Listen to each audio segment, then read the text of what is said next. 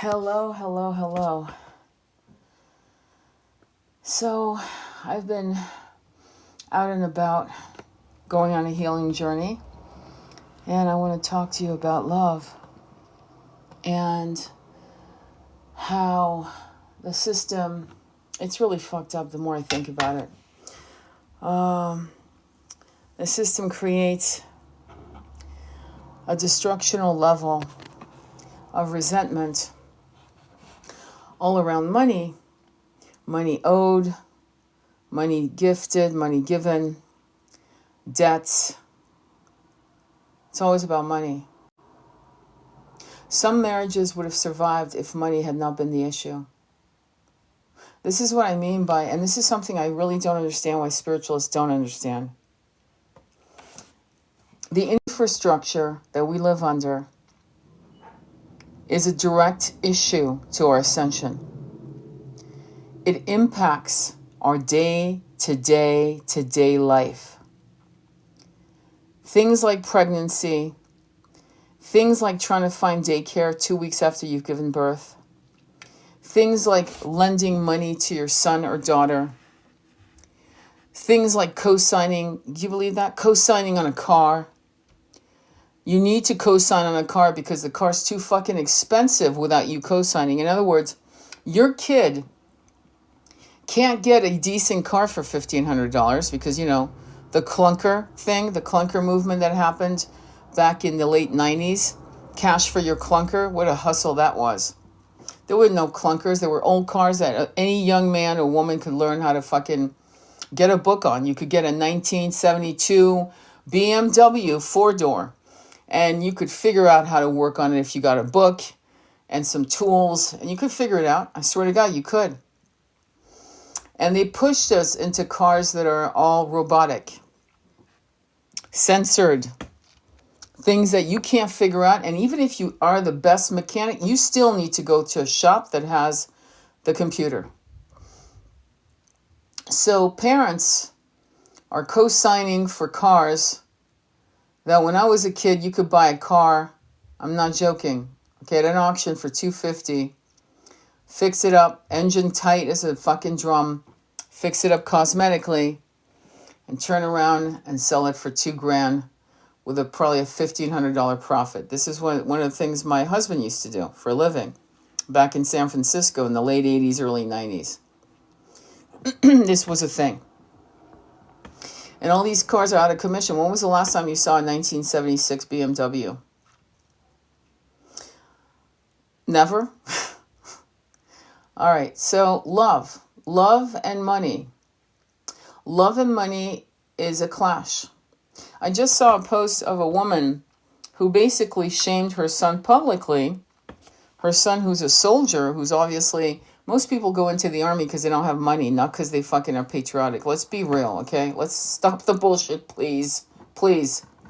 They go in because they need money. They go in because there's nowhere to go. They go in because it's that or homelessness.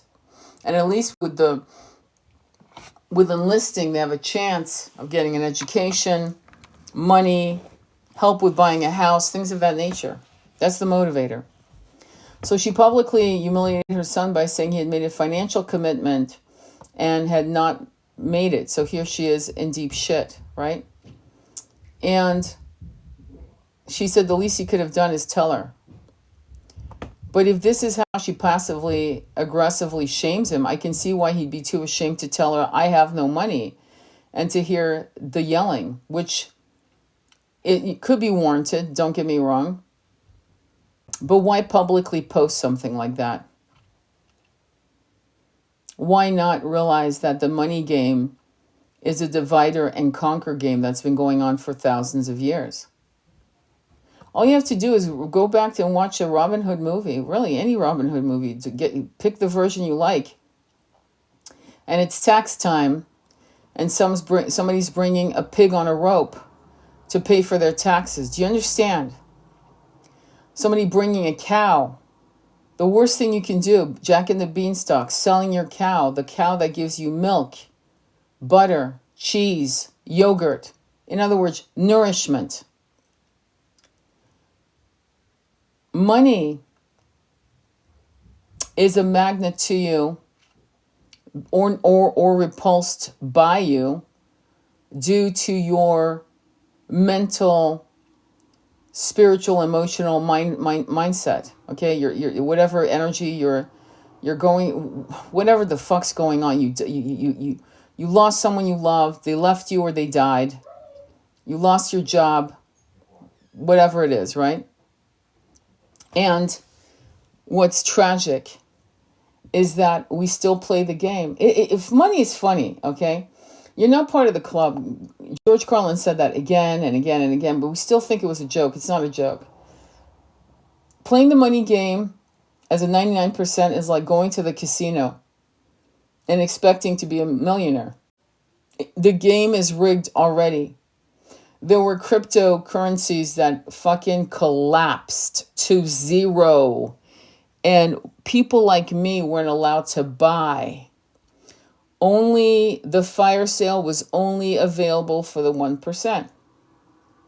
Similarly, my son was trying to buy, I forgot what the fuck it's called in stocks, but futures in oil barrels, right? It was down to zero. I'm not joking. Something like that. It was like fucking pennies to the barrel. I'm not joking. I think it was like 6 years ago. And he tried every place he could to buy through, right? Barrels. He would have been a millionaire. Not allowed. Once you understand the system and how it's played, you understand that your freedom is not wrapped around currency of any kind. Your freedom is wrapped around community, sovereignty, and supporting the Ubuntu energy of co-creating communities, co-creating support. And we are so reliant on what is in front of our eyes, our 3D eyes that have been recently trained. When I say recently, in the last, 200 years, Industrial Revolution. And if you've ever read Les Miserables and Oliver Twist or Nicholas Nickleby or even Jane Eyre's, Jane Eyre, you realize that it wasn't so great. In fact, there was more pain during the Industrial Revolution for children, teenagers, and that I don't think people made it past fucking 40 in that period of time. I'm not joking. I'm actually not joking. They didn't make it. Because of poor nutrition, rickets, and I could go on, but I'm not going to. So when you help your child, your adult child, as a mother, give the gift away. Don't get them to say yes to a deal that you should know by now. I mean, you should fucking know this as a parent, that they're not going to be able to fucking keep. They can't keep it. It's not that they don't want to. Trust me, they want to. But if you're going to loan them money for a house or any situation, know that it's not being returned. Just because, not because of their integrity, because of the fucking system that is nails them to the cross. Okay? And I think as a community across the world, once we understand that, we won't have any rifts and fractures with our children, our adult children.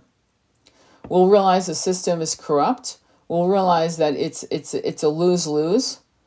And we'll be much more in line with giving things away while we're alive, not when we're dead, through wills and fighting and fighting, not just fighting maybe amongst each other if you've raised your kids badly, and yes, it's on you, but on also the system that fucks up. I mean, I know a friend of mine who's been waiting for her monies to be released for fucking 3 years. She won't get interest on that money that's been held up. It's in the millions. Okay, and she's living hand to mouth. So give the money away while you're alive. Don't play these fucking games. Oh, you have the will. Don't do that. Okay? And raise good children that will fucking honor and love you with integrity. If you have kids that do not connect with you, it's probably because you didn't connect with them when they were born. It's probably because you didn't know what to do. I remember seeing a woman, I'll never forget this, it blew my mind. There was a movement a couple years ago of women with their toddlers on high chairs. And this particular woman had, skylight. We're talking about she was rich. Rich as fuck. House, probably 4,000 square feet. That kind of situation. She was sitting across her daughter on a high chair going, what do I do with her? What do I do? What do you mean, what do you do? I don't understand. What do you mean, what do I do with her? You take her everywhere. You go to Macy's to go shopping for a new blouse, she's there. You go in the bookstores and you're hanging out in the bookstore. You hang out in your book, your adult section, and you hang out with the children's section for hours. You go to the park. You take her to the museum. You want to see some Van Gogh paintings and some Matisse and some Gauguin. You take her to the museum. You want to take a hike? She's there. You take her everywhere. You do everything with her. You reach for her every night. You teach her how to write her name. You teach her other languages if you want to. You do everything. But apparently people don't do that. People literally sit, not knowing what to do with a baby, a toddler. I mean, can you imagine? And then they wonder why they don't have a connection with their kids when they're adults. Oh, my kid's not returning my calls. You're fucking boring. It's like, it's your fault. It's actually your fucking fault that the innate loyalty that a child wants to have with their parent is absent. And the problem, to be fair to most people who are going to listen to it, to be fair, most of you had to hand your baby at the age of 2 weeks or 4 weeks or 6 weeks to a caring system, a daycare system, maybe an alternative support system in the family or whatever, an aunt, whatever, a cousin, a grandmother, grandparent, whatever. And then you were off. You had to work. And you had to work extra hours sometimes so that means you were working 6 days a week. So the system had corrupted your ability to bond with your child. In that scenario, as a single mother, which is unfortunately the story, what can you do? And what are you working for? Money. And what is money going to do? Keep your head above water. What is the process of keeping your head above water? At what point do you stop wanting to paddle because you're so fucking exhausted? Because there's no nectar in your life. And so you chase nectar through men, women, and other means. Addictions ensue and things of that nature. And part of the reason why we don't have nectar, to be honest, is because we don't have community. We don't have elders talking to us over a cup of coffee or tea and telling us stories and us kind of reassessing our choices in life. We don't have support. We don't have love. And I mean the kind of love that comes from elbows on the table and gazing into each other's eyes and laughing over a sordid story or a funny fail or crying over a loss. Or maybe an incredible belly laugh that has you spitting the teeth through your nose because you didn't expect that incredibly clever sentence that literally threw you over the edge of joy. When was the last you really laughed like that? The last time? Pre-COVID? Yeah. So we're coming to a massive, painful awakening. I talk about it all the time. It is really pushing us to be better and to really start walking with long strides, fast strides. Urgency is upon us to actually create something that is meaningful. And again, it goes back to community and helping each other. Certainly, you're not going to win doing this alone. Yeah, at some point you can be the lone wolf, of course, and we all are lone wolves. Trust me, I'm one of the OG of lone wolves. No worries. Actually, my twin was. He was definitely the OG of lone wolves. He could stay up in the mountains for weeks and not talk to anyone. Weeks and not talk to anyone. Camping. And so at some point, though, and it's our wiring, it's the way we're wired, we need community at some point. We have so much land all over the world. Don't buy into it's overcrowded. No, cities are overcrowded. The land, this planet is incredibly abundant. Once you understand the subtle fuckery of the system, you'll understand what you need to do. So, for example, planting throughout this country, okay, because it's not in Europe. Okay, I remember wild fruit trees in Switzerland, in France, but here, all male trees, to ensure you don't have a way to feed yourself. I can't thank my experience more than when I lived in California, and me and my husband at the time, we just turned 30, both of us. We were broke. All we had in the cupboard was white sugar. And we knew of a house that had overhanging branches of lemons. And so I remember bringing my huge duffel bag. It's like a backpack size. And us filling that duffel bag with lemons. And the helicopter over our head. We figured we better run for it because apparently somebody had called on us. But we got home and we made lemonade with the tap sink. And we had pitchers of lemonade that we drank to stave off our hunger. Lemons on someone's lemon tree overhanging their wall. And I remember another time where there was a plum tree that someone must have planted right there on the sidewalk, right outside their house. They weren't eating them, and we ate them, literally warmed by the sun.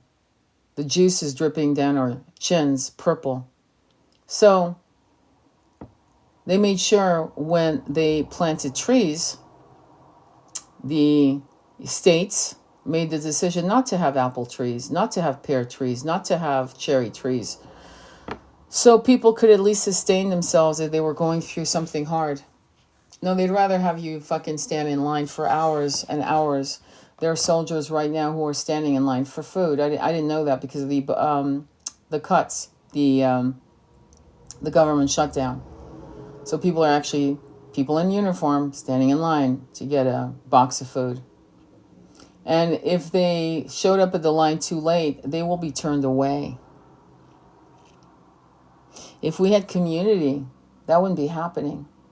Do you understand that? It would not happen. Because we would not need money to buy food because we would raise our own food. We would share in the bounty. One of the great stories that is never told enough in schools, and there's a reason for that, because again, it brings about community. It's story time. It's called Stone Soup. And there was a couple that had absolutely no food. None. And they had a huge pot of water they were boiling, and at the bottom they put a big stone. And they put the word out throughout the community, the village, that they had no food. And one by one, people started coming in, dropping. One person dropped peeled potatoes, another carrots, leeks, another corn, another turnips, and so on and went. And some people brought chicken and garlic, and one person brought thyme and sage. And before they knew it, they had a bounty.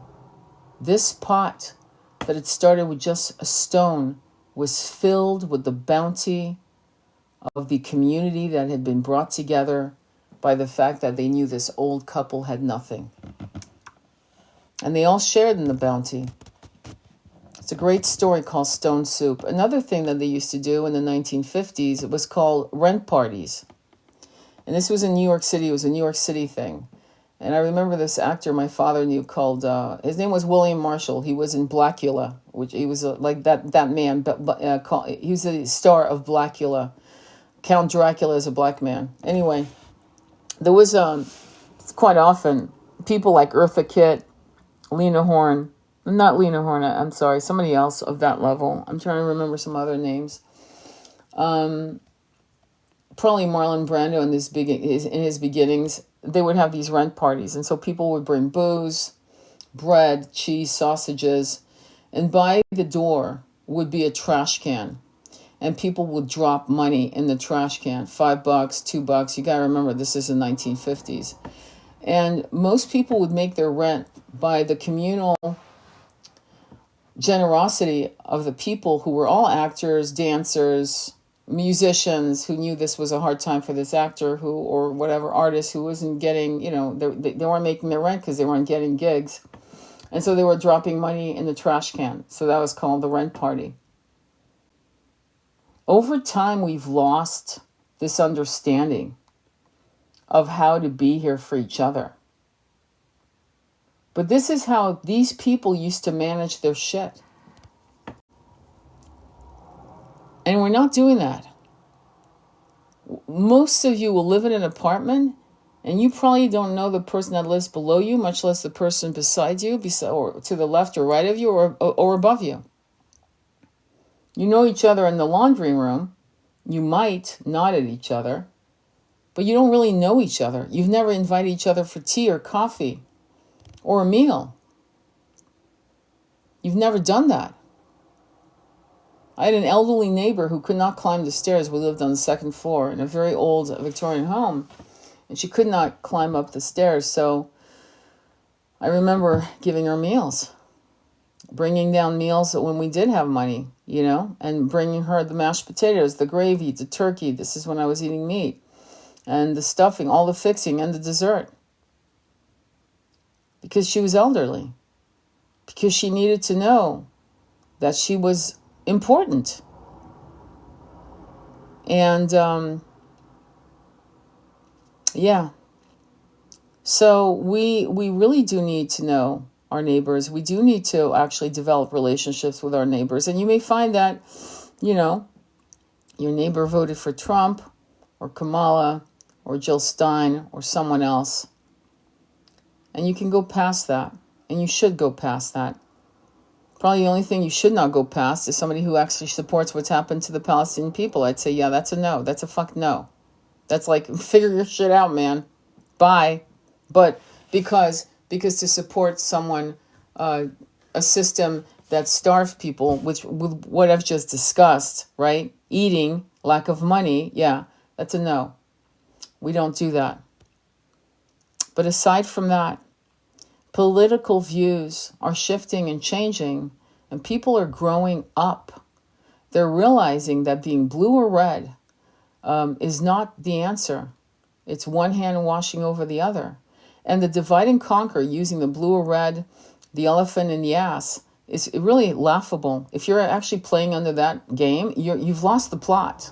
You're being played and you're not even aware of it. Still. Community is the key. And if you're fighting over the scraps of money, you're fighting over the crumbs. And the 1% are in the rafters looking down laughing. That alone should make you want to communicate, organize your family, your extended people, your friends.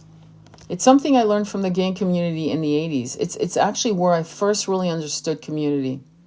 Because you see, gay men had no family. Because the parents, many of them came from Idaho, Iowa, the Bible Belt, the South. And they were judged for being gay. Harshly judged.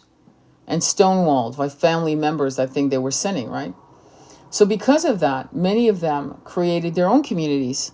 They'd have their own Thanksgiving with an extended array of brothers. Some of them were in committed relationships that lasted 25, 30 years. Some of them were polyamorous, or some of them had open relationships. Whatever it was, they would set out these long tables and decorate the house like no one else can, let's be honest, and come up with feasts that would blow out your mind. And they would laugh and cry and hug and support each other. And they had created these communities with each other. And if someone needed salt or butter or a glass of wine or a hug, they were there. We have to insist in creating these communities for ourselves and for people who are actually alone. And the most alone right now are the elderly. But also single mothers and single fathers feel absolutely, utterly alone. And I urge you to do something about it in your own way, you know? Like look around and see what you can do. I went ahead and decided to, it was weird too, because I bumped into my neighbors who I didn't even recognize. That's how they worked their asses off. I didn't even recognize them. And then I finally, oh my God, here you are. And we hugged and this and that. And so I invited them over for tea this weekend. We're going to have tea. And we're going to talk about community. We're going to talk about how we can organize a beautiful kumbaya type of support with as many people as we can, invite and see what happens. But if nothing else, if absolutely nothing else, it's just them and, us and them, then that's a beginning. That's going to be the beginning of something beautiful. And so it doesn't have to be your whole, if you live in an apartment building, it doesn't have to be your whole apartment building, but it could be, someone that is alone and may not have your values. Like the lady, her name was Cynthia. She lived downstairs from me when I was like 29, 30. And she was a devout Protestant. And she believed in what she believed in, her Bible, right? But I certainly didn't enforce my fucking views on her. We talked about what she could manage to talk about. And I learned a lot about how women are disenfranchised. I learned that she'd gone through a divorce, that she asked for absolutely nothing, no alimony, nothing. She walked everywhere to the library. She was a big reader. She had a word processor. Again, this was like 1991. She had a word processor, which means she took people's typing. This is how she made extra money over her Social Security. And eventually the landlord, an asshole, a complete piece of shit, raised the rent so she couldn't even afford it anymore. And she ended up in a attic apartment that was not at all good at all. There was not even a bathroom. She would need a hot plate. And not at all good at all. There was not even a bathroom. She would need a hot plate. And I don't think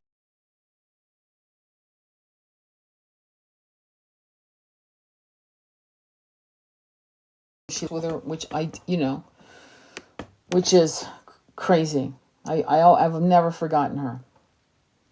And by now she's definitely passed away. But the system, do you understand? The system didn't take care of her. She should have had some dignity. And I remember visiting her when she moved into this new place. And it was the size of a walk-in closet. Her bed was in the middle. Her boxes were everywhere. And her beautiful cat, Princess, a white cat that she adored, was there. There's no room. I don't remember seeing a toilet. I think the toilet was a common toilet outside. Landlords should not be allowed to rent anything like that. Toilet, the bathroom, the shower, the kitchen should all be in a studio apartment, in a proper studio apartment. Landlords are getting away with fucking bullshit. And people are so terrified of being in the streets, as they should be, especially now that it's been criminalized, that they'll say yes to anything. They'll say yes to, I'm seeing that being done in Paris, where people are living in literally a walk-in closet where it's not even 6 foot wide. Do you understand? That should be criminalized. You should be in jail as a landlord. You should be in jail. Let's put you in a cell and even cells are bigger than that. So we're coming to a place where, do you understand? There are some brilliant minds that are homeless. There are brilliant minds that are living in hovels. And for you or anyone to actually connect brilliance with money, you've lost the fucking plot. High IQ, high intelligence, spiritual wisdom is not equated to your bank account. Please just look at all the billionaires. And please don't bring up Musk as an example of brilliance. Please don't do that. Because I'll counter with Nikola Tesla, the real Tesla. who lived in a fucking hotel, broke and broken by the greed. We celebrate Edison and we should spit on that piece of shit. Because his assistant was a black man who never got credit for what he invented. Okay? So I want to make sure that what I'm saying to you isn't a slap in the face or a kick in the gut. I'm trying to impart some level of understanding that your bank account does not equate your worth. Your bank account does not equate anything. If the 99% decided not to use money across the world overnight, the billionaires' money would be worthless. It would have no worth. The way it has worth is because we consent. And we use the system. And we play a no-win game, which I find kind of interesting. In the 80s, when I was a child, a kid, when I saw my father working his ass off, the goal was to be a millionaire, a multi-millionaire. And what I noticed now that I look back on the philosophy of the people around me that wanted that money, it wasn't to show off. It wasn't to buy the private jet. The island that they wanted wasn't to show off to friends. It was for freedom. It was for the freedom to live in the way they wanted to live, and it was to actually live away from society. That's why one of my favorite books in the whole world, one of my favorite, is The Tempest by William Shakespeare. Because that's exactly what the character does. He literally self-exiles into an island with his daughter Miranda. So there was something about that. And then I realized why I wanted to be a millionaire when I was 21, 22. Because it was the same thing. I wanted the freedom to read my books, to write, because I was always a writer since I was 8. And I wanted the freedom to just be. It wasn't about showing off and buying Bulgari rings and going to Cartier. It was about freedom. And then I realized I didn't need that to be free. I could pack my shit and go. I could travel. I could see other places. I could live in the most beautiful places for very little rent. But there was always that thing called money. And money always dictated how far I could go. But when you have community, you don't need to keep searching. You know what I mean? You don't need to keep searching and searching and searching, because once you have community, you know that you are, I would say, safe. I had a Native American girlfriend whose dad played Santa for neighbors, dropping food and gifts at neighbors. That's really cool. Let me see. So I find this conversation that's important because I'm hoping that you can actually think about what we're talking about here. Like, what would make you happy? Do you really need a fucking new car? Be honest. Do you really need a new car? No, I don't need a new car.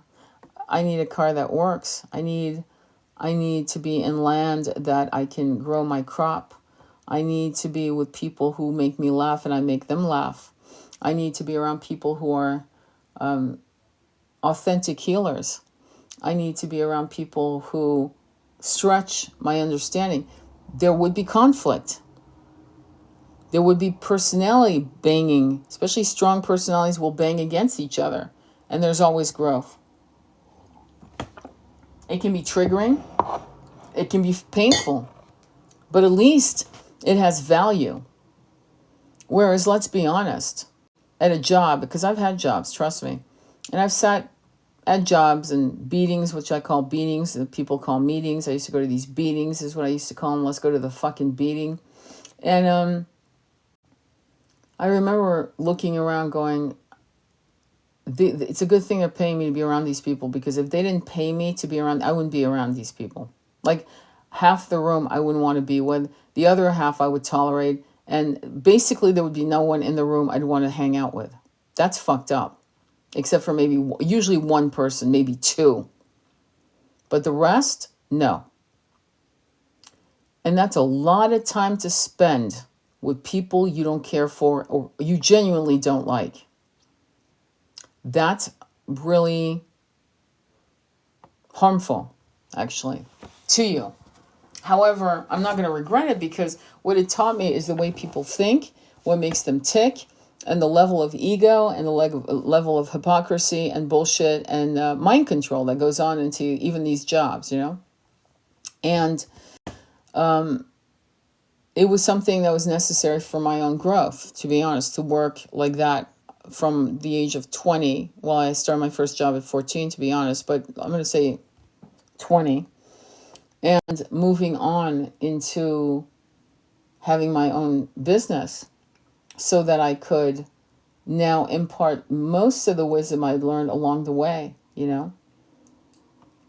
So there's a point where some of you are going to be losing your jobs, or you've lost your job. You can't find a job, and you're asking the universe why it is. Well, the universe is saying it's time to go independent. It's time for you to be independent. There's so many shysters and charlatans in the New Age movement that it's not going to be hard to replace them. Isa from Eyes In on Instagram talked and ranted and raved in a good way about how so many spiritualists are using ChatGPT to write stuff that they have not written. Do you understand? ChatGPT, all these cities, tell me about blah, blah, blah. And then they come out looking like an expert. And it's obvious it's ChatGPT. Do you know why I know? Because there are no typos. Not one. Not one. And when I have posted shit from ChatGPT, I've said, this is from ChatGPT. Okay? When I used to do ChatGPT to redo my grammar, like fix the grammar, fix the spelling, there's some typos here, it would rewrite my thing that I didn't recognize. My voice was taken. So now I don't use it at all. At all. You will see my typos when I write my shit. You will see all kinds of typos. You'll see punctuation, letters missing, whatever, or an extra letter hanging there, like a P in between two words. That might happen. But you know what? I'd rather do that than have my voice taken. If I ever use ChatGPT again, which I seriously fucking doubt, but should that happen, because there's no such thing as never, it would be to ask about, like, I can't imagine right now. But I did a whole ChatGPT on, which I read to you in one of my lives, on polygyny, and when I was going after the Aubrey Marcus debacle of him and his little throuple, as people call it. And I used ChatGPT to break down Yeshua and Mary Magdalene and this and that, and I've talked about it. So now, after trying to use it for my grammar, I'll probably use Grammarly, maybe, but again, I don't want my words changed.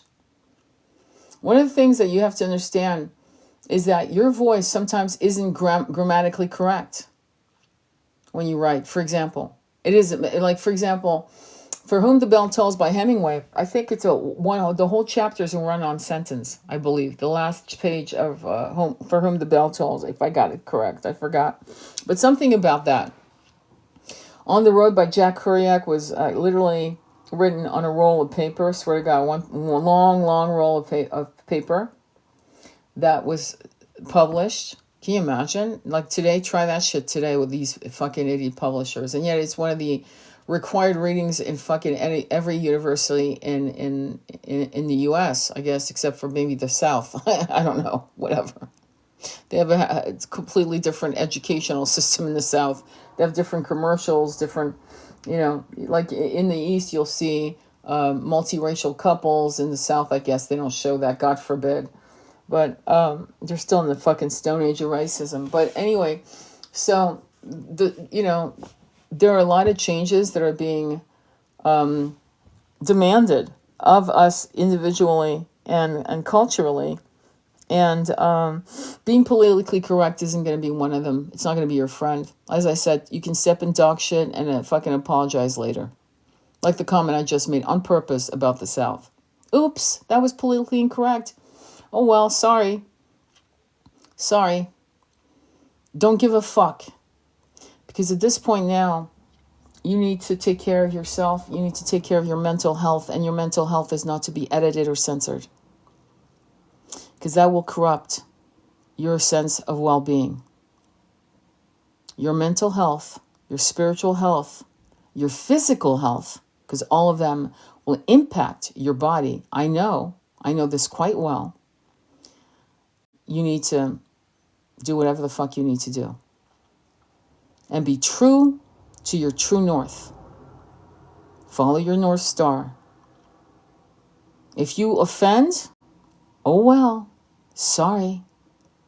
And if you really offended in a way that is egregious and harmful, then yes, say sorry from the bottom of your heart. But moving forward, gloves fucking off. 2025 is slipping into 2026. 2026 is 10, the Wheel of Fortune. What comes up must come down. So above, so below, so on and so forth. And in that realm, whatever we laid out as a foundation in 2025, which is 9, the power number of God's master number of co-creation of the abyss, right, of the nothingness. This was the year where we could have created anything. Well, there's still time. It's up to you what you do with that. You have 2 more months and a couple weeks. So guess what? That comes out to 10 weeks, give or take a couple change of hours. And 10 is Isis, Osiris, Anima, and Animus, the balance of the yin and yang. And it turns into 1, the sun, healing energy. Without the sun, we can't survive, can we? There's a lot of things that you need to pay attention to as you get into the power of mastering your monkey mind. You can actually dip into 369 to write what you want. Try to keep it somewhat consistent. I'm not going to lie and go, oh, consistency. No, the only thing I beat you up on is be consistent on your meditation. 369 in your journal, write. Try to write. Read what you wrote in the last, maybe you wrote the last entry was back 3 months ago. It's okay. Don't beat yourself up. Continue. Keep writing what you want to see, what you want to experience, where you want to be, okay? How it feels to be there. But don't let the your 3D eyes, your 3D brain dictate that what you see around you is the only reality. That's all you got, okay? Don't do that. Do not do that. I'm going to read a little bit from, let's see here. I'm going to see. Hang on for a quick second. Any questions or comments? Wind and the willows drives me nuts. The grammar isn't right. I gotcha. The wind and the willows. I'm trying to remember. Isn't that children thing? Because I think it is.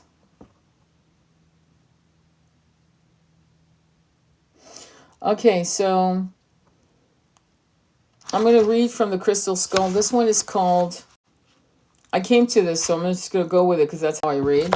Okay, so this is called Interviews with the Crystal Skulls, Ancient Secrets of the Multiverse, Unlocking the Healing Codes Within Us, and the Hierarchy of Heavens. I think everything I just spoke about is right online with what we're doing here. It's page 59, chapter 6, Zoriath, Z. Ain't no Cassiope in Washington Heights. If you're wondering what connection a lyric from a well-known hip-hop musical has with a crystal skull, the answer is actually more than we could have anticipated. The story of In the Heights follows a group of eccentric, flamboyant residents of the Manhattan neighborhood, Washington Heights, all driven to propel their lives forward, each toward their own tipping point of transformation.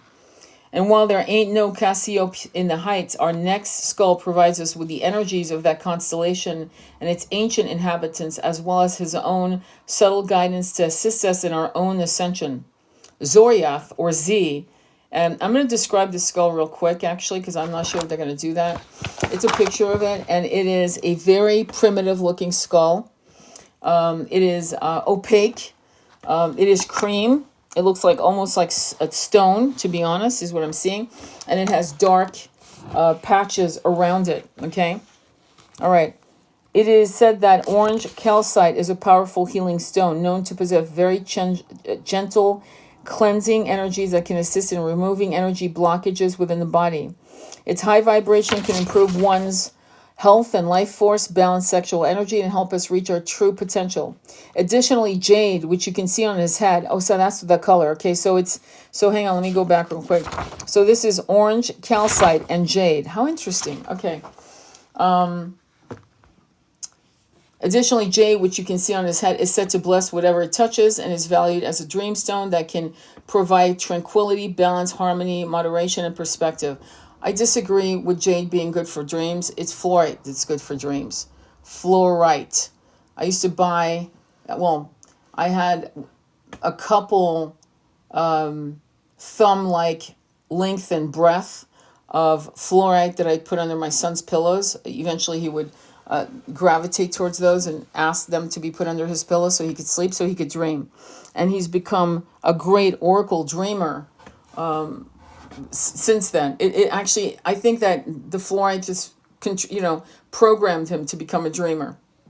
And now he has a fluorite crystal skull the size of a man's fist, and he sleeps with that.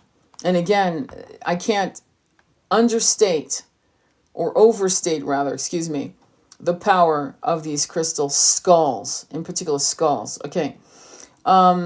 So it is with these unique qualities in mind and a tingling energetic surge that felt like pure love pouring out from the skull as the garden prepared for the channeling that our interview with Z begins. Your name is Z? Zoriath, I'm here. What information would you like from me? I feel like there's a very strong energy here. Do you have a connection to the guardian, to Marguerite's higher self? The higher self is the soul. It is a light being. It is a frequency as we are also. And I connect to that divine part of this human. So yes, our frequency connection comes from through the stone, as you call us. Does the connection precede this lifetime? It is true. There are many facets to your higher self. Soul fragments, all part of the whole. I've connected to different fragments of this human in many of her incarnations. Now I have revealed myself in the skull. In other lifetime, it has been by different means, but always by frequency, never in the physical. I'm going to pause for a second. Hang on.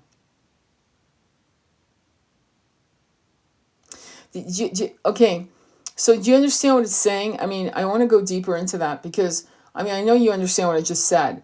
But what I mean by that is, do you understand? It says there are many facets, to your higher self, soul fragments. All are part of the whole. I've connected to different fragments of this human in many of her incarnations. Now I have revealed myself in this skull.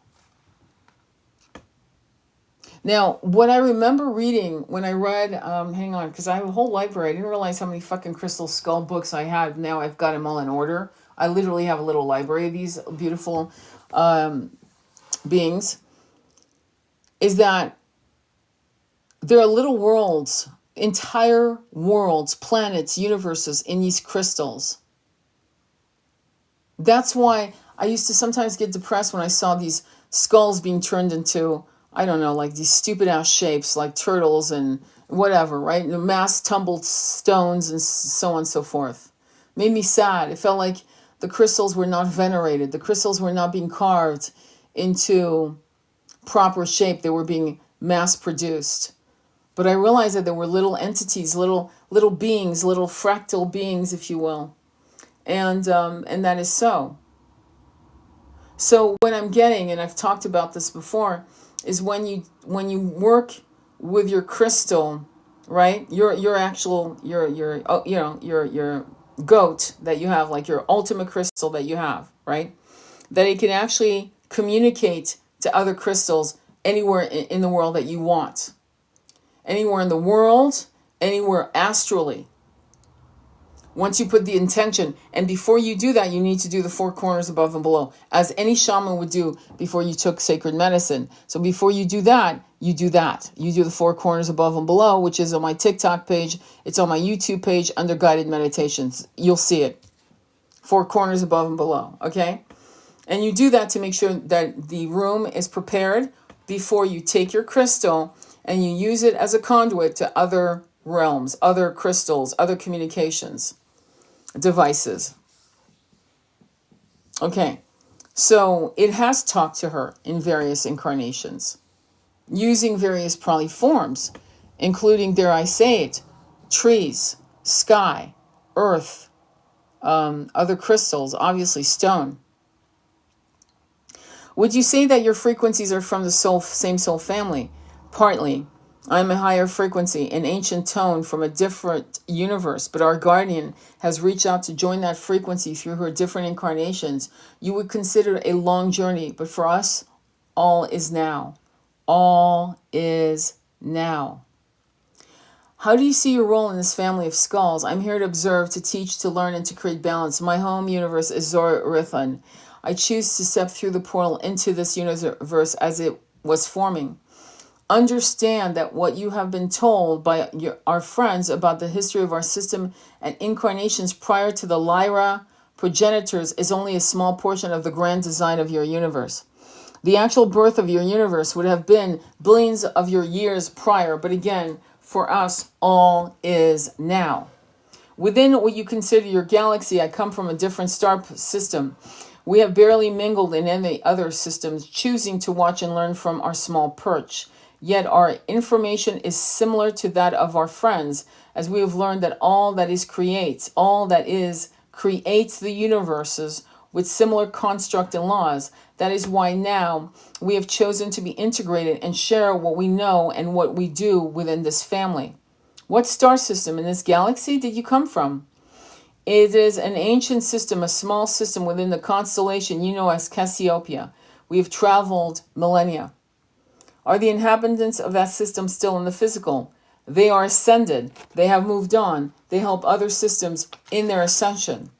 Does the knowledge you bring to this family of skulls have to do with the ancient technologies? Possibly. Anything that you can share with us? You are anxious because there's much to relearn. I will sit with others to exchange ideas and the timing. It is not that I don't wish to share, but we are a family. We all hold the knowledge and the technology within us. If we are able to provide insight on this, we will give it one. The technology is in higher vibration at this moment in time. It is a frequency that humans would not be able to comprehend. As I sit with the others, we will speak to how, and we can translate that information for you. But there is a reason the technologies are unavailable. It is more of importance to understand that existence in all universes are not governed by technology, but by universal laws. The universe is one of free will, but not all universes are so. Now, when I did one of my Akashic record readings that I shared with you, one of the things that this Andromedan client, I saw her as a past life in Andromedan, and she was in one of the galactic councils, trying to explain why our free will was important. She was arguing the point because they had come to a realization, or in their mind, that this planet, yes, I'm talking about planet Earth, was mishandling free will, and that maybe it should be taken away. Okay? All right, so I'm getting chills because it's fucking blowing my mind. Because it's connecting with and I've never read this book, just so you know. I bought it I don't know, I can't even believe it. I bought it last year. I looked it up on my Amazon. I was like, holy fuck, I've had it this long. But I never read it until now. Because I was reading the other ones. And I'm going to grab a few more and read excerpts, just like I'm doing now, okay? Because I think this is important. This universe is one of free will, but not all universes are so. Here, all beings have the gift of choice, and all create their own path back to all that is. Many call this heaven, but you already know that there is much, much more. Your 3D physical reality is an illusion. just one of many dimensions, as you've been told, and many of the universal laws are known. The law of attraction, like attracts like. The law of manifestation, easier said than done for your humans. The law of cause and effect, or karma. All are important, but as this humanity works on its ascension, we would urge your remembrance of two more. The law of equality. Oh my God. All light beings are part of all that is, and therefore all are equal in the eyes of all that is. It is only the duality of the physical plane that creates the illusion of separation and fear, which is, I'm saying this, okay, which is being drummed into you for at least, I always pick 3,000 years. I don't know why this is where I stick them, but for 3,000 years we have been taught fear and separation, duality. Oh, your skin is dark. Oh, your skin is white. Oh, you have this hair, that hair. You're wearing braids. You're wearing mohawks. It's like insane. It's stupid. My people, you mean your people in this incarnation. I am a proud Irish. I'm a proud Hawaiian. I'm a proud African. You mean in this incarnation. You're a proud, yes, in this incarnation. But if you're a proud African in this incarnation, were you not a proud Chinese person? Were you not a proud Samoan? Were you not a proud Norwegian? Illusion of separation.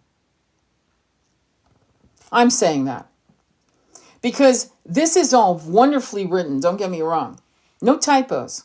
But we need to write clear messages that slap us awake, that throw ice cold water on us. Yes, that's what it means. What I just said, that's exactly what it means. Okay? It's not just, the law of duality and separation and fear and stuff. No, that's not enough. You got to fucking sink your teeth into what that means. Waving your Italian, I'm a proud Italian. I'm a pure Italian. I'm pure Polish in this incarnation. In this one. You're pure. You're what? What flag are you waving today? In this incarnation. Does that make sense? And that's knee-jerk shit. That'll trigger, you won't like me. You will not like me because I will look at you and go, yeah, in this incarnation. And this is actually what Michael Singer talks about in his book, The Untethered Soul. And I think it's chapter 3. Where he starts out, who are you? The law of perception. Every being has the ability to see beyond the physical plane into other realms. Every being. Did you hear that? Every being. The law of perception. Humanity holds the key to the gateway that leads to these and other dimensions. That key is within the heart. Why do you speak of this? The reintegration of these laws helps anchor your consciousness in 5D. Do you believe that these laws are followed or even known by the majority of today's humanity? In the Lemurian and Atlantean golden ages on this world, there was an understanding of the universal laws. Here comes the fucking puzzle, excuse me. All right. But know that the demise of the physical Lemuria and Atlantis, the reason for the true fall of man, came due to the reliance on increased technology and movement away from universal law. Increased reliance on technology. Well, no shit. So we've got HARP. We've got CERN. It's ridiculous. It's ridiculous. The ability to destroy this world with your own primitive technology is already in unsure hands. Can you imagine what would happen with that which is not yet known?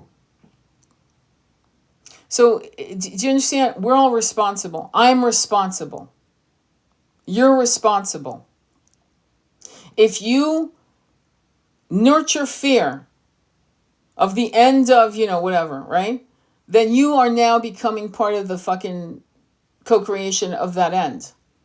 If you see this planet in 5D New Earth, with the communities I'm talking about, where people are moving across the lands, across the continents freely, and people are visiting, like the Aborigines are coming to the Americas to teach other Native Americans and other people of various racial backgrounds in this incarnation. They're all, the whites, the blacks, the browns, the reds, the yellows, the mahoganies, the purple, the reds, the polka dots. All of these people come together to understand the various power of sound frequency. Like, I forgot what the instrument is that the Aboriginals use, but also the Tibetans use this huge trumpet that also has an incredible resonance of frequency that's quite powerful. In fact, it's said that they used to use move monoliths with their trumpets, the Tibetans, that is. God, no, and thank you. We thought that you were the quiet one in the group. I am the quiet one. I'm, of course, here to observe, but when asked, I will provide. Now, sometimes our friends chatter, and I don't understand why. Different frequencies, different languages, the pink one, halo, and the brown one, earth, help. However, I will speak when I feel it is warranted, as you see. Are you individually or a group connected to the ancient skulls? We are tentacles to the ancient ones. Their information has been passed through there. But there's more than you will all experience. There is a skull called Max. There's a skull in Mexico that may be revealed, but at this moment in time, Max is the one that has access to. Look for the guardians that resonate. You will recognize the true guardians as they are much like yourself, and you will choose. Hollow refer to the ancient ones who will reveal themselves. Are you one of them? The beings you refer to exist in the closest frequency to all that is. As you know, there is more to learn, and as you progress with our energy, this will be answered. But as I am a traveler of the universes, in that way, yes, you would consider me to be an ancient one. And there's another skull that's in the opposite page that is like, it looks like lapis, but it's not, okay? But it's got this incredible, gorgeous, dark lapis blue color and again, it's opaque. Do you have a final message? I and we see what is happening on this planet. There will be chaos, as you've been told. Hang on, when was this printed? Bear with me. 2020. It was printed in 2020. Okay, so, well, right on the mark. There will be chaos, as you have been told, more than what is happening now. Once the dust settles, then your work will truly begin. Don't allow these lower energies to take you down. The unseens are here to help you. The unseens are here to help you, my friend that's listening. You. Keep your hearts open. Did you hear that? Fuck your eyes. Fuck what you see. Why do you think meditation is key? Close your eyes and then you will truly see. Keep your hearts open because that's what will instigate true change. The guardian's recurring sense that she may come in contact at some future time with one of the ancient skulls was validated here by Z. However, the true synchronicity came just 3 days later when we were invited to a private showing of Max and asked to bring Halo, Mo, and his family of skulls. So yes, it would appear that the unseens are here to help. The day would be only weeks away and left us with a sense of miraculous possibilities. And then they go into chapter 7, Khan and Zentita, which is a different skull. Again, blue, the color blue. Even more primal, like absolute, like there's no skill sets to how this skull was carved. I'm not joking, okay? It's very primal with predominantly high cheekbones and narrow jaw, and it looks turquoise, and it does look like it. And again, the photos don't do justice. They only do one picture of these skulls, which is, I don't know, man, it's kind of stupid, because you really have to. You know, with crystals, you need to put it into the light. You know, you can't just put it on a table and take a photo of it. It doesn't do it justice at all. Hang on for a quick second. I came across something else. But anyway, this book is the, again, Interview with the Crystal Skulls. And let me see what this is. Let me pull out this one here. Oh, no, that's the Bhagavatam. Hang on. Well, this one wants to fall out, so I guess I'll have to take it. The Message of the Crystal Skull from Atlantis to the New Age, Alice Bryant and Phyllis Gauld. Forensic Reconstruction. Let me see. Hang on, let me see if I should read this, if it's interesting. Trying to find the, you know, like a good part.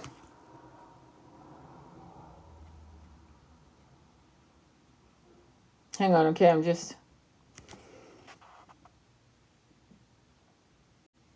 Okay, on the side note, which I just got flashed, the skull of Mary Magdalene, which is jet black in France. Okay, I forgot where in France. I'm sorry.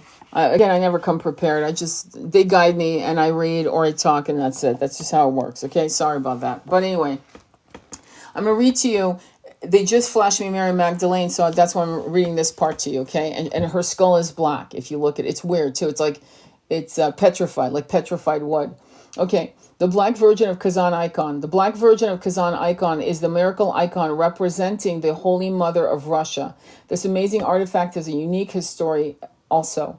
Its power reportedly drove the Poles out of the Kremlin in their losing battle with the Russians. The Cathedral of Kazan was built inside the walls of the Kremlin in commemoration of this event. Later, the cathedral was torn down by the Bolsheviks, who believed that God does not exist. What a fun crowd. The ground where the cathedral once stood is still vacant. Reportedly, no building will stand there. When workers attempt to build on that exact spot, the walls mysteriously fall down. The icon depicts the hope and the salvation of the mysterious mother who nourishes and strengthens and provides for all who come to her. Interestingly, the analysis of the pigments used in painting the icon indicate to the Dorlands a process used before the 14th century. This confirmed that the icon is undoubtedly the one recorded as being a coveted possession of the old Kazan monastery since 1579. It was probably painted in the 12th or 13th century. That's insane because 12th, 13th century connects to the Cathars in France during the 12th, 13th century. I kid you not. Okay. And why is this relatable? Go check out my YouTube channel on the Cathars.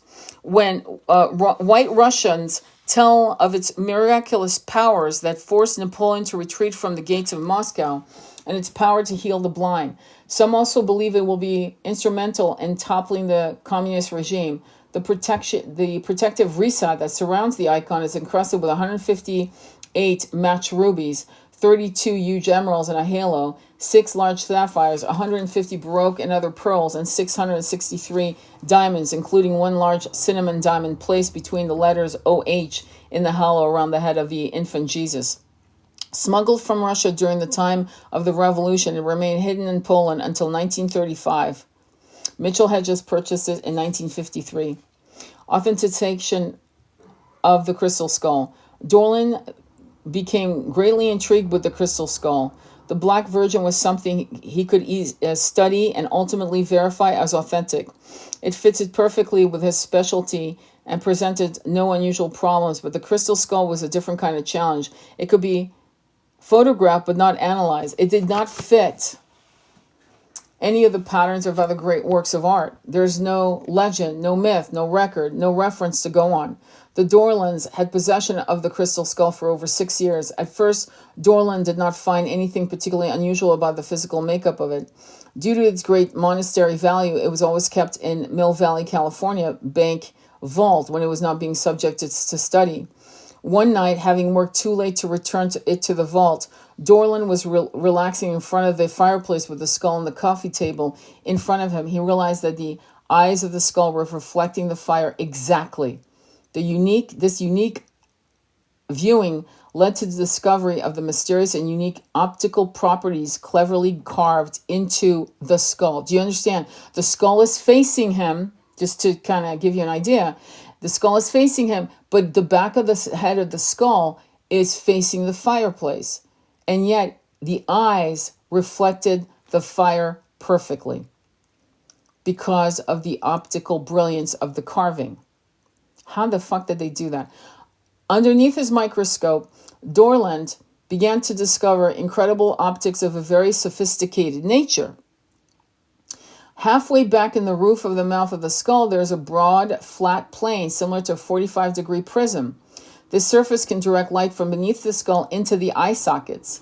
If the skull was placed on a stone altar having a concealed interior firebox and a light hole up through the stone to where the skull was sitting, the flickering flames could be reproduced visually as being alive in the eye sockets. There's also a thin ribbon-like surface carved next to the flat plane that could act as a magnifying. By the way, there's a picture of him with a microscope. It looks like the picture was taken probably in the 1950s or some thereabouts. And there's the skull that is sitting there. And where are these? Do you understand? Like, this was being talked about in the 70s, okay?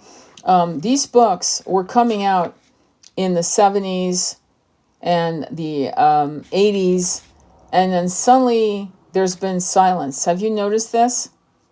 I mean, absolute science. Okay, so the first printing, it doesn't say when, but this, yeah, 1981. Okay, so the first printing was 1989, and the second 1991 of what I'm holding, which is a paperback. But what I'm saying to you is, we're supposed to be more advanced, and there's nothing coming out. There was one book that came out, I think, in 2020, which is actually, it's the one I just read. I'm having a bimbo moment. It's the one I just read. But we should have so much information. We should be blowing up YouTube with videos on these skulls, and yet it's crickets. Swear to God, go look. It's pedestrian fucking documentaries.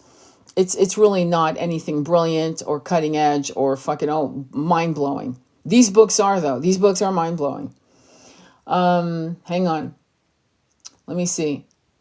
Behind the intentionally carved prism, there is a concave and convex surface that acts as a light gatherer to bounce the light to the 45-degree prism out of the eye sockets. The back of the skull is formed as a beautiful camera lens, gathering light anywhere from the rear and reflecting it into the eye sockets. This is insane.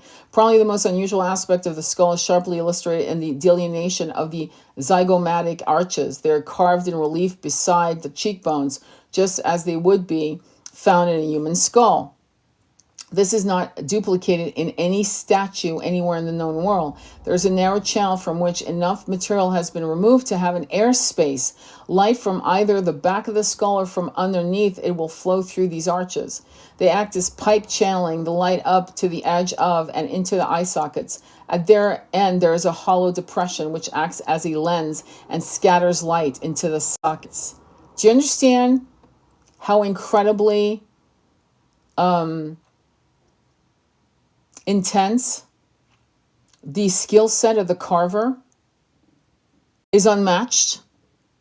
I don't think we could hire the best jeweler, the best diamond cutter in the planet to do this. Maybe there is somebody out there that can do this. Come to think of it. Somebody who's old. Kind of like the miniature painters, the miniaturists that could really do fine, incredibly fine and detailed work. From this system, a light to the rear would show the same as light underneath. Interruption of this light, such as movement of a person behind it, would create an outstanding optical effect. This is insane. Let's go right to Atlantis. We're going to go into Atlantis. It's chapter 7.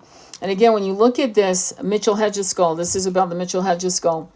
A scientific model of skull showing how the MH skull can be supported on a stand. Long ago, a hole was drilled in the bottom of its base, and 2 holes were drilled on either side of the jaw, allowing ancient priests to manipulate the skull into a talking oracle using rods or wires to move the jaw up and down. When F.A. Mitchell Hedges and his adopted daughter Anna found the crystal skull in Louboutin, he was actually on a search for remnants of the lost legendary civilization of Atlantis. In 1935, the New York American printed a headline saying, "Atlantis was no myth, but the cradle of civilization," declared Hedges. Mitchell Hedges said, "Atlantis existed. Its engulfment caused the flood, a cataclysm that wiped out millions, including what was this advanced cultural race. Hereupon Atlantis was the cradle of civilization, which we follow to this day, land of origins of races of America." I'm going to stop for a minute, because if you actually do research on the Mitchell Hedges skull, you're going to find people who will say that Mitchell Hedges was a playboy, Mitchell Hedges was a charlatan, Mitchell Hedges was all this shit. And what Mitchell Hedges was, it takes that kind of man. I'm just going to say it. It takes a man. In fact, Indiana Jones was based on Mitchell Hedges, just so you know. Okay, I don't know if, in case you don't know this. So Mitchell Hedges was a man of his own. Mitchell Hedges was a totally fucking irreverent. He didn't give one fuck. He loved to fuck. He loved women. He drank. He played. He did his thing. It takes that kind of man to be a maverick. I'm sorry. I'm sorry. Okay, the new man of the 21st century will have a different template. Okay, and I keep using Yeshua as a good template for the new masculine. But in this timeline, right, which is we're talking about the 20th century and the 19th century and the 18th century, and I could go back and back, it would be that kind of man to create this kind of volatile desire to understand and to call bullshit on Adam and Eve and what else? Just all the bullshit we were taught. He knew it was bullshit. Okay, so let's continue. Even as a young boy, the excitement of adventure and the lure of finding lost civilization was almost an obsession to F.A. Mitchell Hedges. He grew into a tall, spare man who invariably was seen with a pipe clenched between thin, tight lips. He was a firm believer in independence at any cost. You see, he was a rebel. So when you guys saw, oh, the boomers, the old ones, no, the old ones were fucking badasses. They were fucking the goat. And they would do shit that most people don't have the balls to do today. In a much more dangerous time. Okay?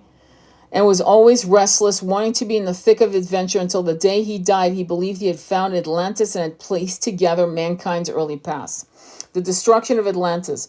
Otto Heinrich Muck was born in Vienna and served in World War I. Engineer, inventor, author, he published articles on biological, geological, and cancer problems. He patented 2,000 inventions that were used by leading industrialists. In World War II, he was the inventor of the U-boat, snorkel, and a member of the PNUB rocket research team. After the war, he was credited with many inventions in the nutritional field. He died in 1956. His book, The Secret of Atlantis, was published in Germany in 1976 and consequently was translated and published in 1978 by Times Books.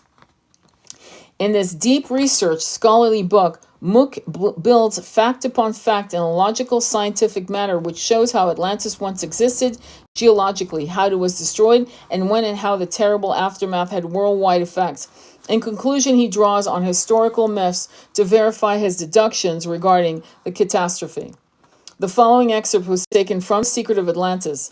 At 8 p.m. on June 5th, 8,498 BC, the core parts of an asteroid A punched the first decisive hole in the fracture zone of the Atlantic Ridge. The forces of hell were let loose. Through two newly formed vents, the growing red-hot magma shot up terrific speed and mixed with the liquid above it, the waters of the Atlantic. This created all the conditions for a submarine volcanic eruption of the greatest violence. The fractured seam was torn apart. The bottom of the sea burst open. All existing volcanoes were activated and new vents formed. Terrestrial fire and ocean water became embroiled in an ever-increasing volume. Magma mixed with the steam, and the chain of fire ran all the way between the two continents from the Baranga volcano on Jan Mayen in the north to Tristan da Cunha in the south. Beginning with Plato's accounts of Atlantis, Muck comments on the accuracy of the physical description of the Western Atlantic, though its existence completely contradicts the popular belief held about the Earth in Plato's time. I'm laughing because one of the great works ever written about Atlantis as well, it's still actually studied. It's called Atlantis, the Antediluvian World by Ignatius Donnelly, written in the mid-1860s or 70s. It's the size of a fucking Bible. I think it's 1,000 pages, I believe. At least the copy I used to have. I have like a couple various versions, but the one you want to get is the, illustrated version is the one you want to get.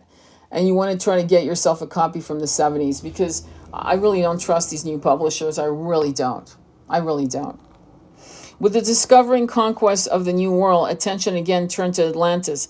Francis Bacon specified Brazil as the continent mentioned. Others agreed with him.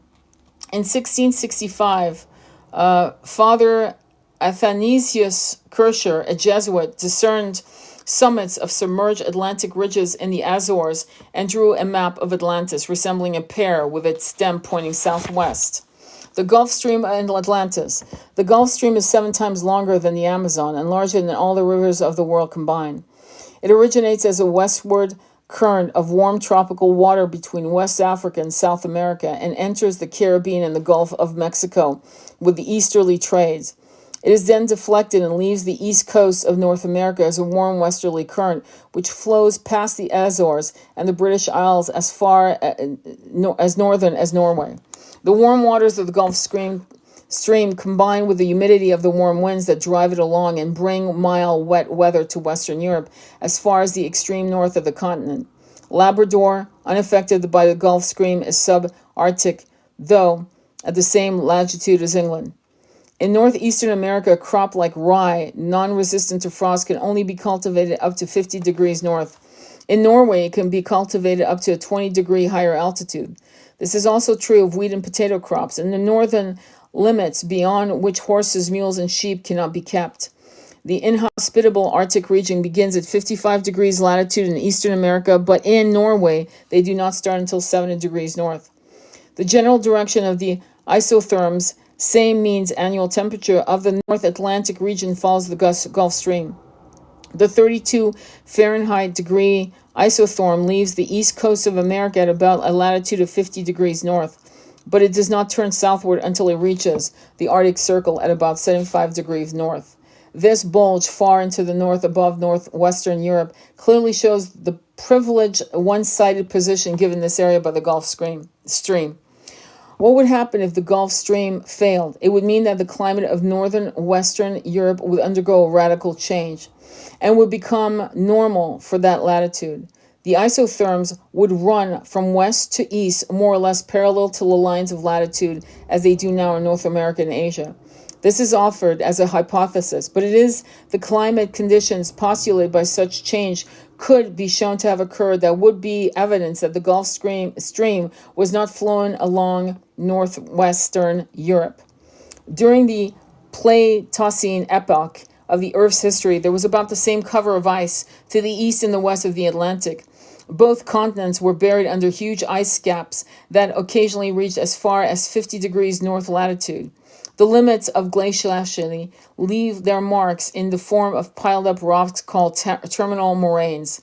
The belts of terminal moraines found in Canada and Europe, which indicate the southern limit of advance of inland ice sheets, clearly show that during the Ice Age, northwestern Europe did not enjoy a better climate than northeastern America. Thus, we conclude that the Gulf Stream did not reach northwest Europe during the same time. The Gulf Stream, a current mightier than that of all the rivers on Earth combined, flowed during an entire geological era into the Atlantic, but did not flow out of it. It does not lose itself in the ocean. Therefore, it must have encountered a barrier that later disappeared. Not long ago, it veers away from the east coast of North America. The Gulf Stream attains a width of between 350 to 500 miles. To block it effectively, a barrier must have been 500 to 620 miles long, measured at right angle to the current. The floor of the Atlantic is not level, but exhibits a marked relief. There is a long, massive submarine reef that extends from Iceland in the north to the Atlantic shelf in the south. In one place, this ridge widens out into what has the appearance of a great submarine mountain, out of which sharp peaks rise to form the Azores. Did you understand this? I mean, it basically is the argument of what happened when Atlantis fell, and the geological information that you need to understand why there was such a landmass and how it was destroyed, and how we actually have physical proof. The mountain Pico Alto rises to 7,600 feet above sea level, 20,000 feet above the ocean floor. This submarine massive, if formerly an island, could have blocked the Gulf Stream. Geologists and paleontologists differ as to exactly when the Earth moved into the fifth geological age. Experts using different criteria place the time from 20,000 years ago to 8,000. The Gear, counting the bands, and the Swedish wharf Clay arrived at an optimum of 12,000 years, over 10,000 BC, the time when Atlantis was supposed to have sunk beneath the sea. So it's interesting too, because we all talk about 13,000 years ago is when Atlantis was around. So we're getting a ballpark sum, right, on when it was. Thus, Muck concludes that the Azores are the remnants of Atlantis. And it makes sense. Atlantis, Atlanta, the Atlantic Ocean. He cites further evidence in the migratory patterns of eels originating in the Sargasso Sea, where they are protected by the seaweed. American eels spawn in the western part and the European eels in the eastern part. The European eels swim not to be nearest land, but drift with the Gulf Stream across the Atlantic to distant Europe. This long and dangerous journey takes 3 years. Only the female eels enter the fresh water, which they need to become sexually mature. The male eels do not enter the fresh water, but remain in the sea. After 2 years, the sexes reunite, return to the Sargasso Sea in the very short time of 140 days, mate, and the cycle begins again. Muck postulates that this dangerous journey is an example of the survival instincts that, when thwarted, became a danger to the species. When the freshwater streams of Atlantis were available to the eels, they were protected by the seaweed beds.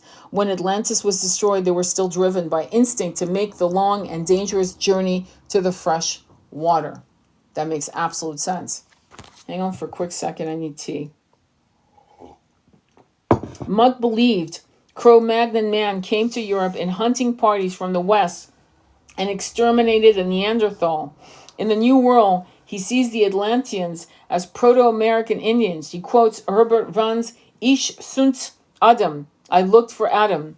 Since Chester Stock speculated on the footprints found at Carson City, Nevada, numerous human skeletons and relics of civilization have been discovered throughout the American continent, from Minnesota to the Strait of Magellan. These Proto-Americans belonged without exception to the species Homo sapiens. They combined the characteristics of Cro-Magnon man with Mongoloid and Red Indian trace, and can be dated fairly accurately with the aid of radiocarbon and the Florian test.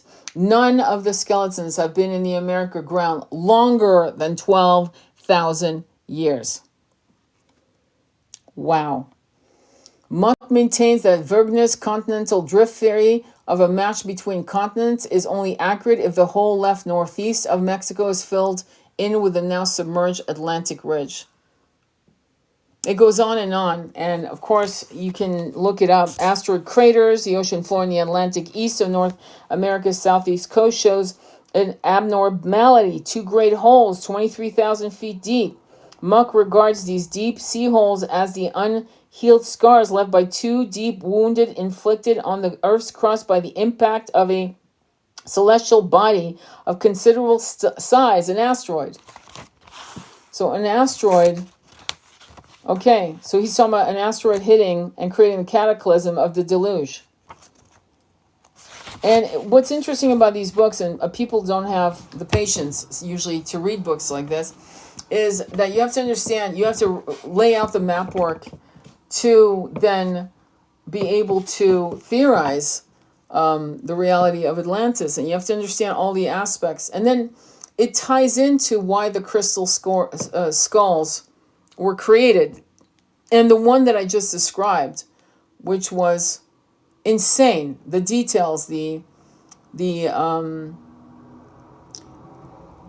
would say the technology used to create that skull, where you put the skull and it reflects in its eye sockets light, fire, whatever that is behind it.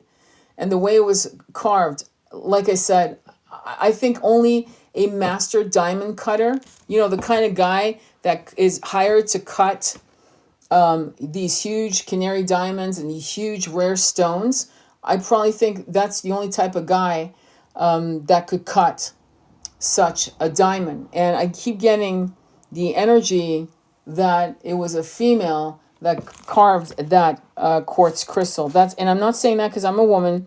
That was the download, okay?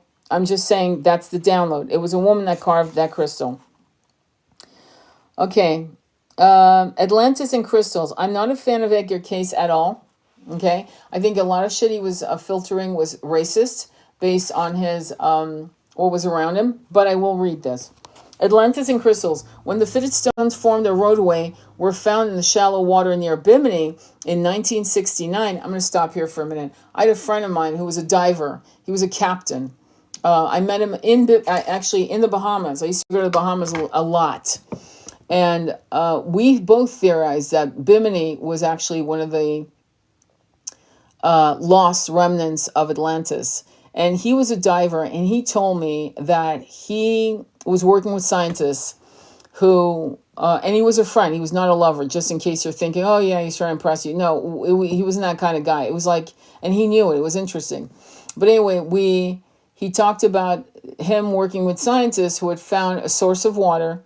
And of course, there are, I don't know if you know this, but in the ocean floor, it's reasonable to understand that in the bottom of the ocean, there is spring water, okay? And so that was not unusual. But what was unusual is that the spring water that they were gathering had massive healing properties they could not understand. And they were studying that. He also talked about columns found in the bottom of Bimini, okay? And what I'll say is that there were some other books, and I lost them since then, I mean, back in the 80s, but there were books about Bimini and lost columns and what looked like temples. And so to me, okay, Atlantis would have touched America, North America, all the way to Europe. And I think we can agree that that is not impossible. And so Bimini would be a part of Atlantis. The Azores in Portugal would be part of the Atlantis. That's not crazy shit. All the Caribbean islands would be part of, Cuba would be part of the of that landmass, okay? I don't think people understand. Atlantis was as huge as the Atlantic Ocean. And then it just, literally imploded. But let me continue. Okay, it came as no surprise to the followers of Edgar Cayce, the sleeping prophet, who had predicted it would happen in that very year. Cayce, a Bible reading fundamentalist, gave trance readings, all carefully recorded from the 1920s to the 40s. Cayce conducted numerous life readings, which ranged back over the millennia to the oceanic civilization of Atlantis. Remarkably, many of his readings contain information that Cayce or anyone else could not have understood at the time he gave them in his waking state. Cayce was often troubled and puzzled by the material he produced while in trance, but he has proved to be one of the most accurate and remarkable seers of our time. Francis Joseph, using intuition and careful in-depth research, has carefully pieced together a historical trail leading from Atlantis to the Crystal Skull. For more information on Atlantis, see The Destruction of Atlantis by Francis Joseph from Atlantis Research Publishers, Olympia, Illinois. In the article, The Crystals of Atlantis, he states, of all the mysteries of that most mysterious place, none are more puzzling than the crystals of Atlantis. Were they mystic symbols of religious and political power? Or were they mineral storage batteries for arcane mechanical and psychic powers? Do they still lie under the unknown fathoms of ocean with the broken ruins of Atlantis? Or has at least one of their number, exquisitely carved in the shape of a human skull, been found in a Central American dig? The opulent island capital of the maritime empire that once stretched from the Aegean Sea to the mid-Atlantic, Atlantis was abruptly annihilated by a natural catastrophe equivalent to a nuclear event that sank her beneath the waves into legend. Part of that legend begins with psychic information that Edgar Cayce provides. What is now the Sahara was during the Atlanteans' migration from their sunken homeland in the west to the Nile Valley in the east, an inhabited land and very, very fertile. Only since the 1950s were geologists able to confirm that well into the second millennium BC, the Sahara was indeed fertile, although caught in a losing battle with the encroaching desert. A people now known to the archaeologists as the pastoralists, with many cultural elements in common with the archaic dynasty Egyptians of the Lower Nile, prospered in what is today unlivable wasteland. Cayce characterized Atlantis as the motherland of civilization, where the earliest religion was a solar-oriented monotheism, sons of the law of one, and the symbolic sacred numerals 5 and 6 pervaded its culture, and several geological upheavals destroyed the island over a period of time. Cayce reported that the initiates of Atlantis engineered and manipulated precious power crystals for the production of galvanic and spiritual energies. The crystals were so potent that they were in large parts responsible for the Atlanteans' advanced technology. Later in Atlantis history, when crystals were improperly used, they contributed to the final destruction of the island empire. You know what I just got a hit on? Yeah. So if they were using, which they were using crystals inappropriately, right? If they were using, because I remember seeing one of the temples was pure quartz crystal carved from one rock. Just like you would carve into stone to create, a tunnel. You're driving under right through a fucking mountain, right? Just like that, except it was quartz crystal. And I remember seeing that, and with slivers that were a very long, thin rectangular shape for just windows, if you will, all the way to the top. But all of it was from floor to ceiling and roof quartz crystal, and it was what I would call somewhat opaque, but not really. And I remember seeing that in an Akashic reading, just so you know where I saw this. And so going back to the what was it? The thing that fell. God, what the hell? My mind is a sieve today. The geological rainstorm, right? Of I can't think of it right now, but anyway, that fell from the sky. If they were using crystals for the wrong intentions, like pulsing their collective negative mindset into controlling people psychically, if they were trying to do that, do you understand what I'm saying, where I'm coming from? In other words, they are so bent on controlling the rest of the Atlantean population through psychic mental control, right? They would actually bring on an energy karmically, because again, remember free will in the universe, that asteroids, that was the word I was looking for, asteroids would be shaken out of their frequency match to where they were and start falling. That's what I'm getting. I'm getting that they were, and this is not something new. I didn't come up with this. Just this is common sense. I'm just articulating in a way that makes sense to me. So, because we know that they were using technology to control, to subjugate, okay? And to destroy, to remotely destroy, remotely harm someone physically so they lost their life, remotely do it. You could call it psychic voodoo, whatever the fuck you want to call it, right? And that's what they were doing. Because there were some, as you know, many Atlanteans were against the evil, I'm going to call them that, the evil priesthood and priestesshood that were looking to control the masses. I don't even know why they would want to do that. It doesn't make sense. Like, why can't we just get along, kind of thing, right? But here we are, okay? And the players are back, just so you know, in case you were, oh, where are they now? They're right here. They're fucking back. They're doing it, same shit all over again. And unfortunately, there was a zap. And they're like, oh, fuck. We basically started earthquakes.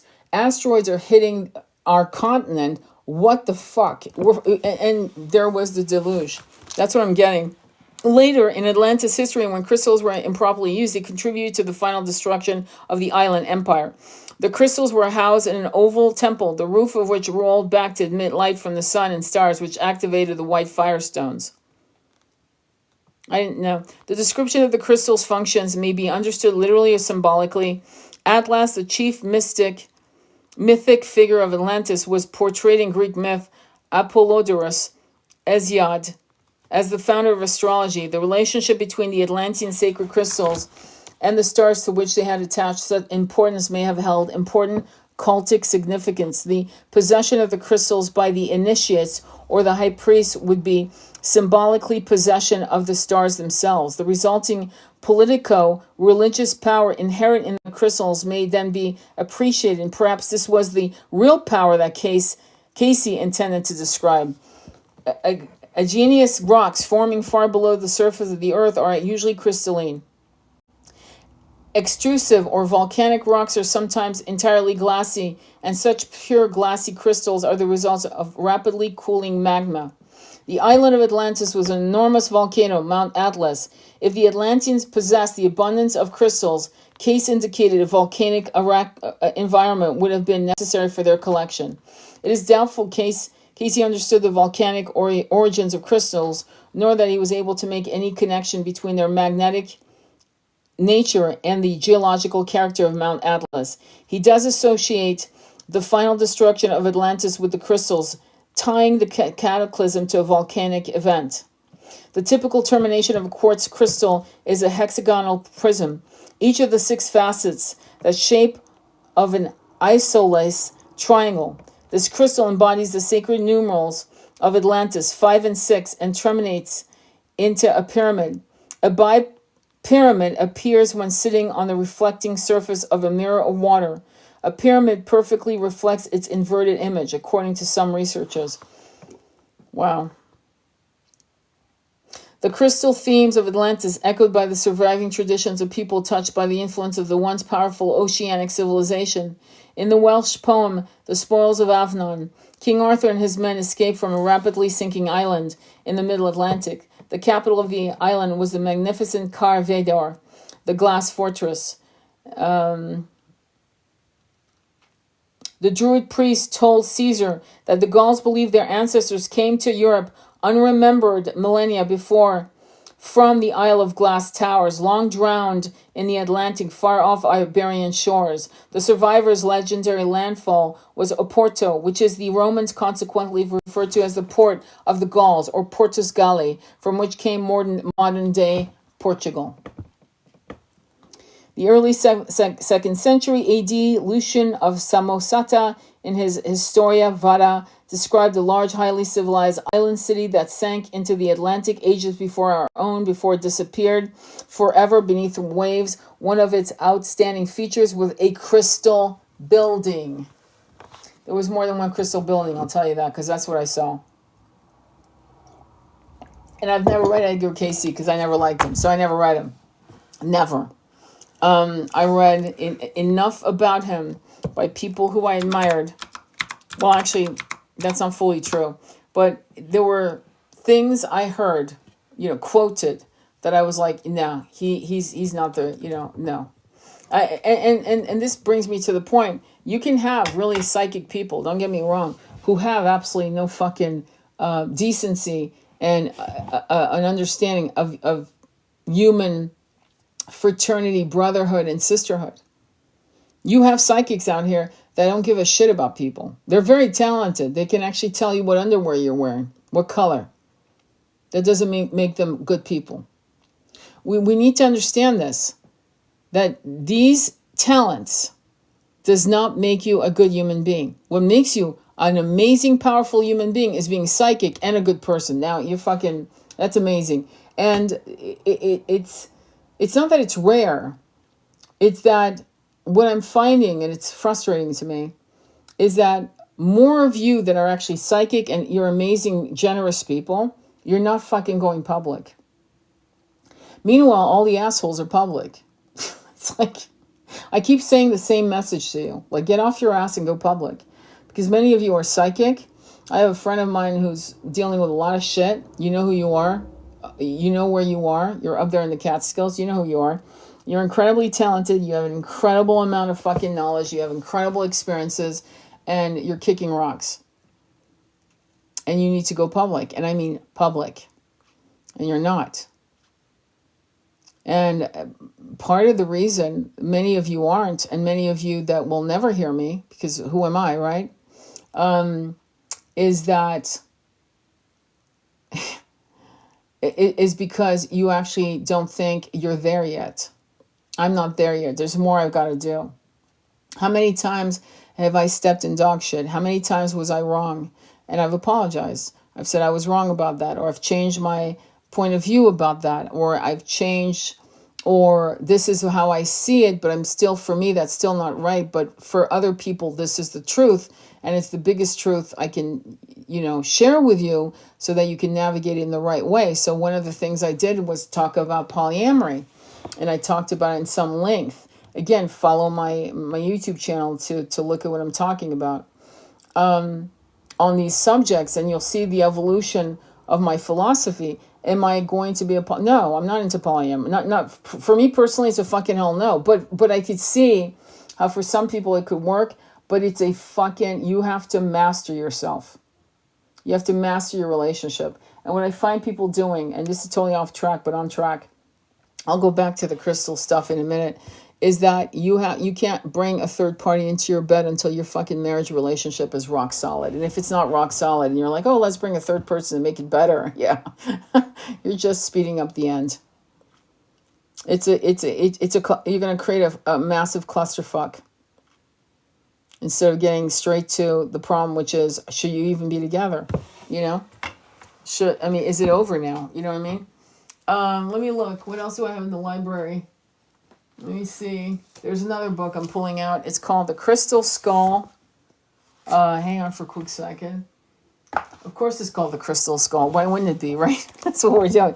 By Richard Garvin, the story of mystery and myth and magic of the Mitchell Hedges crystal skull discovered as lost Mayan city during a search in Atlantis. Okay, so talk about... Okay, let me look and see what he says. And again, the pictures that were taken of these skulls, I doubt they use a Hasselblad. And those who know what I mean when I say Hasselblad. And I doubt they use a Hasselblad. However, I have to say that even with these antiquated, photos, the power. Yeah, this was published in 1973. The power of these. Of this crystal is fucking, you can't. One of the things I do with my crystal skull is I'll put it on top of a picture of the Mitchell Hedges skull, and I'll use it as a way to communicate, and I've done so. Okay, so of course I do the four corners above and below, but and I prepare before I do anything. Hang on for a quick second. Let me see what I can find that's interesting to read.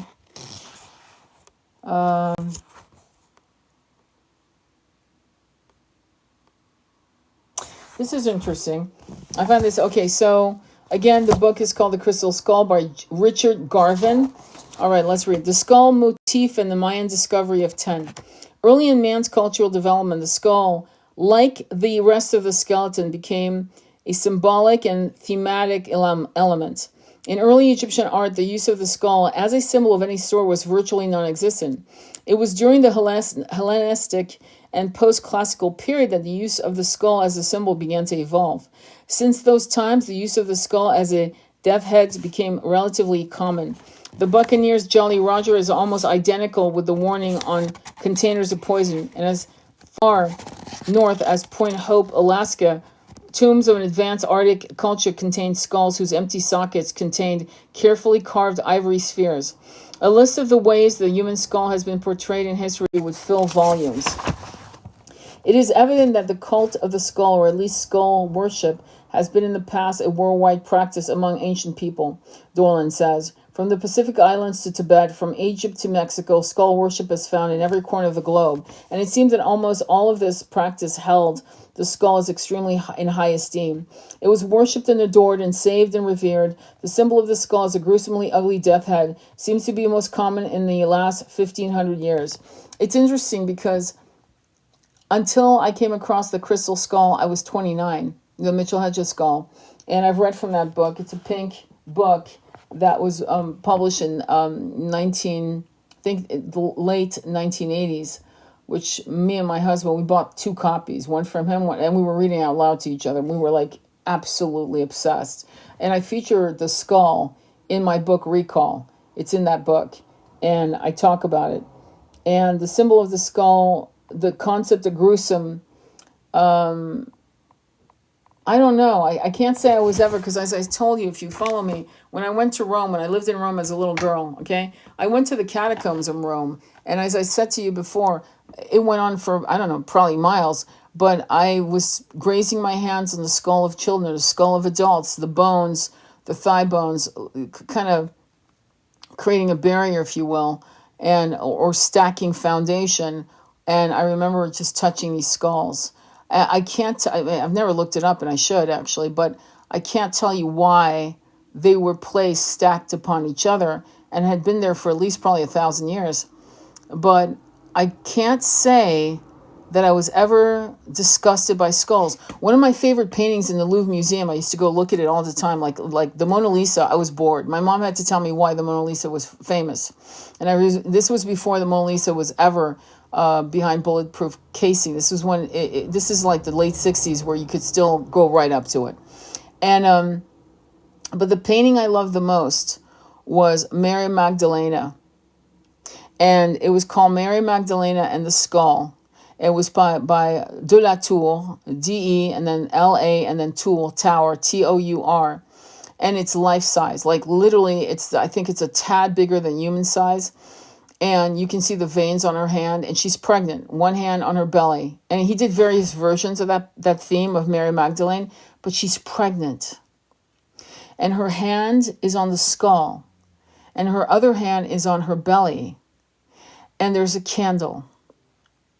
And she's in kind of a quiet, introspective meditation. That painting I was obsessed with. And whenever we went to the Louvre Museum, I would go. I would demand that was the painting. I would stand there in front of it for like, I don't know, longer than my mom could, fathom. And finally she'd pull me away so we could go on to see the next thing. But my point is that I was never turned off by skulls. I was turned off by some of the things on how skulls were used for these weird Catholic voodoo, mergings of the Catholic religion and voodoo, ancient, weird, blood, rite, religious. I don't want to bring in any country on that. I just want to say it was weird to me. It felt it was an ick feeling. But when I went across the crystal skulls with the first book that I came across at 29, I was fucking all in. And I knew that eventually I would find my skull, right? And that was it. But this turnoff, I bought my mom, she was on her deathbed. I bought her, I still have it as a matter of fact, a tiny pink quartz crystal skull. Tiny, like the size of bigger than a man's thumb, right? And I gave it to her, and she did not want to touch it. She wanted the Merkaba. I bought her 3 things: the Merkaba, the crystal skull, and I forgot, an obelisk, all miniature size. So she could hold them in the palm of her hand. And it was the Merkaba that she loved. But the crystal skull, it was a turnoff. And she couldn't wrap her head around that. She couldn't see its beauty. She couldn't even see her own beauty in that. You know what I'm saying?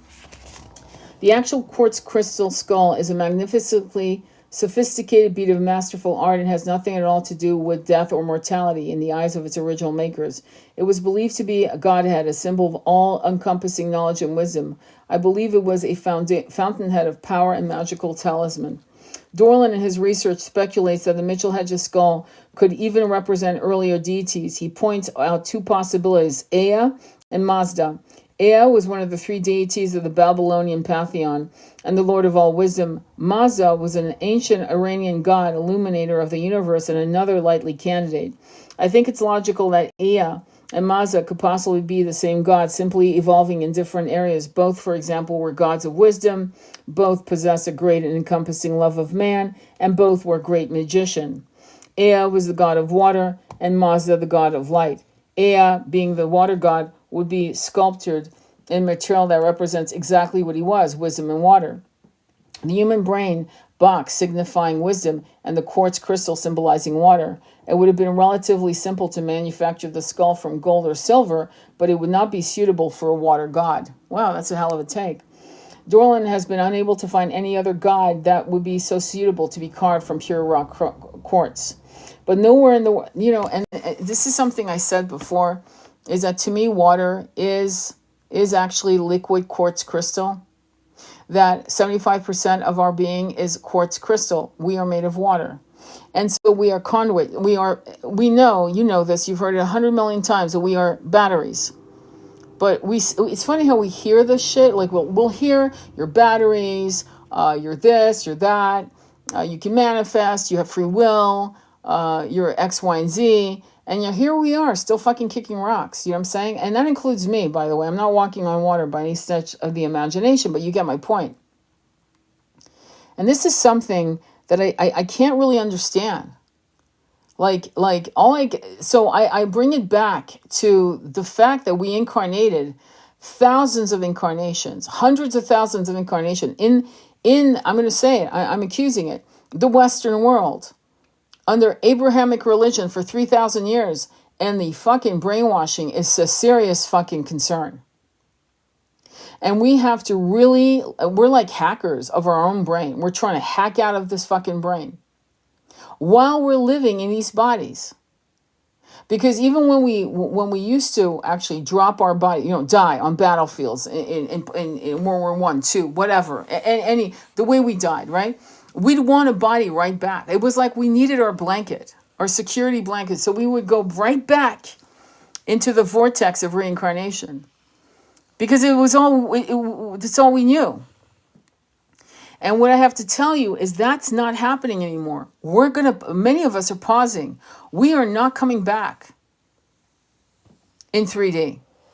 I keep saying that so you don't fucking freak out. So you don't start thinking anything. The only thing that's going to make you go back to 3D is your own guilt, regret, self-hate, non-deserving attitude. Oh, I don't deserve, I'm not ready. Maybe I need to get my ass kicked a little more. Maybe I need more amnesia. I need to be completely ignorant.